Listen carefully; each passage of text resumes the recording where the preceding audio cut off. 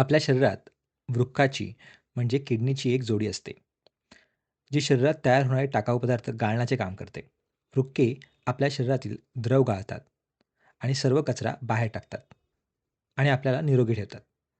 पण जर ही यंत्रणा बिघडली तर एखाद्या व्यक्तीचे वृक्क निकामी झाले तर शरीरात विषारी द्रव्ये आणि टाकाऊ पदार्थ इतक्या प्रमाणात साचतील की त्या व्यक्तीचा मृत्यू होऊ शकतो.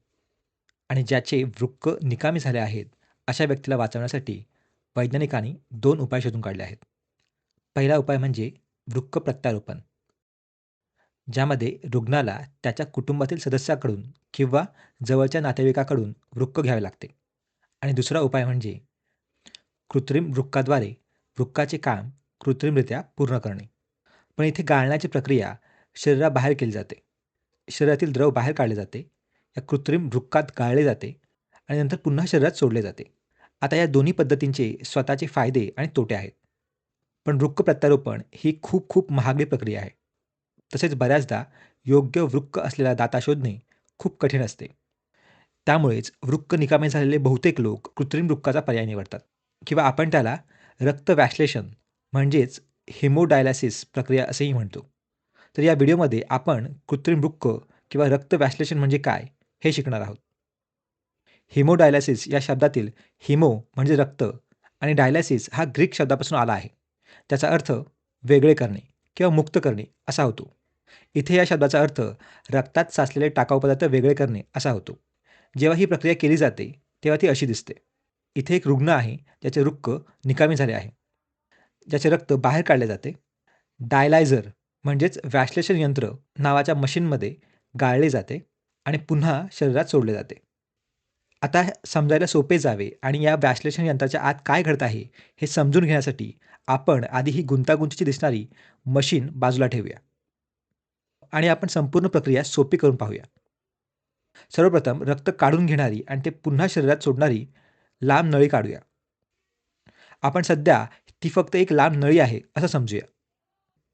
ही नळी एका द्रवाने भरलेल्या कप्प्यातून म्हणजेच चेंबरमधून जाऊ दिली जाते आणि त्यातील द्रवाचे घटक अगदी रक्तद्रवासारखेच म्हणजेच रक्तातील प्लाझ्मासारखेच असतात. फक्त या द्रवात अमोनिया किंवा युरिया नसतो. या गोष्टी आपण त्या द्रवात ठेवणार नाही. आता इथे लक्षात घेण्यासारखा एक अतिशय महत्त्वाचा मुद्दा म्हणजे या द्रवाने भरलेल्या कप्प्यात आत असलेल्या नळीचा भाग सेलोफेन नावाच्या एका विशिष्ट पदार्थाने बनलेला असतो. सेलोफेन इतके महत्त्वाचे का आहे?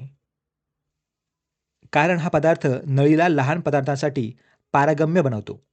म्हणजे यातून पदार्थ आरपार जाऊ शकतात. अगदी पेशीपटलाप्रमाणे, जे त्याच्या आत आणि बाहेर असलेल्या द्रवासाठी पारगम्य असते. आता तुम्ही व्हिडिओ थांबवून विचार करा, की जेव्हा रक्त या सेलोफेनच्या नळीतून या कप्प्यामधून जाते, तेव्हा काय घडत असेल? आता नळी पारगम्य असल्याने रक्तात जास्त प्रमाणात असलेले सर्व पदार्थ हळूहळू विसरणाद्वारे बाहेर कप्प्यात जातील. ते त्यांच्या संहतीच्या फरकानुसार हालचाल करतील. तसेच जे पदार्थ जास्त प्रमाणात आहेत, ते बाहेर जातील. जसे की युरिया, अमोनिया, अतिरिक्त आयन्स आणि विषारी द्रव्य. जे काही आत जास्त आहे, ते सर्व बाहेर जाईल. पण रक्तातील चांगल्या गोष्टी जसे की रक्तातील प्रथिने किंवा पेशी या सेलोफेनच्या नळीतून बाहेर पडू शकत नाहीत. कारण त्यातील छिद्रे पुरेशी मोठी नसतात आणि साहजिकच ते रक्तामधून बाहेर जाऊ नयेत हाच आपला उद्देश असतो. तर इथे रक्त गाळले जाते. सर्व टाकाऊ पदार्थ या कप्प्यात जमा केले जातात आणि गाळलेले रक्त नंतर रुग्णाच्या शरीरात परत पाठवले जाते आणि या कप्प्यातील द्रव देखील सतत भरला जातो आणि युरिया, आयन्स आणि सर्व विषारी द्रव्यांनी मिश्रित झालेला द्रव देखील कप्प्यातून सतत बाहेर टाकला जातो. आता या नळीतून रक्त सतत वाहत असते. ठीक आहे. तुम्ही या चित्रात पाहू शकता, की नळीचा फक्त छोटासा भाग या व्याश्लेषण कप्प्याच्या आत आहे. याचा अर्थ असा, की रक्त या व्याश्लेषण कप्प्यात खूप कमी काळासाठी राहते आणि ही विसरणाची प्रक्रिया देखील खूप वेगाने घडणे आवश्यक असते. बरोबर? यामुळे ही प्रक्रिया खूप अकार्यक्षम बनते. म्हणूनच वैज्ञानिकांनी व्याश्लेषण कप्प्याच्या आत सेलोफेन नळीचे वेटोळे करण्याचा विचार केला. यामुळे रक्ताला व्याश्लेषण कप्प्यात जास्त काळ राहता येते आणि विसरणाची प्रक्रिया देखील खूप कार्यक्षमतेने होऊ शकते, ज्यामुळे रक्त अधिक चांगल्या प्रकारे गाळले जाते. यामुळेच आपल्याला व्याश्लेषण यंत्रात वेटोळी पाहायला मिळतात. तर अशा प्रकारे रक्ताची मुख्य गाळण्याची प्रक्रिया घडते.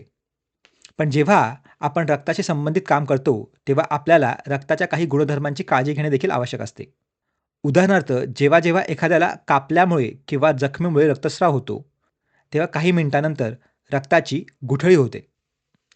हे रक्ताच्या जबरदस्त गुणधर्मांमुळे आणि रक्तातील विशिष्ट विकारांमुळे अर्थात एन्झाईम्समुळे देखील होते. आता इथे आपण रक्ताची गुठळी होऊ देऊ शकत नाही. रक्त शरीरातून बाहेर येत आहे, या नळीत जात आहे आणि अशावेळी रक्ताची गुठळी होण्याची खूप शक्यता असते. पण आपल्याला ते नको आहे. म्हणून रक्ताची गुठळी थांबवण्यासाठी रक्तात गुठळीविरोधी रसायन सोडले जाते, ज्याला हेपॅरिन म्हणतात, जे एक रक्त प्रतिस्कंदक म्हणजेच अँटीकोआग्लंट आहे. जेव्हा ते रक्तात सोडले जाते, तेव्हा रक्त द्रव स्थितीत राहते आणि गाळण्याची प्रक्रिया झाल्यानंतर रक्त जेव्हा शरीरात परत पाठवले जाते, तेव्हा अँटीहेपॅरिन औषध दिले जाते, जेणेकरून रक्ताला त्याची गोठण्याची नैसर्गिक क्षमता पुन्हा प्राप्त होईल. आणि या संपूर्ण प्रक्रियेला रक्तव्याश्लेषण अर्थात हिमोडायलिसिस असे म्हणतात.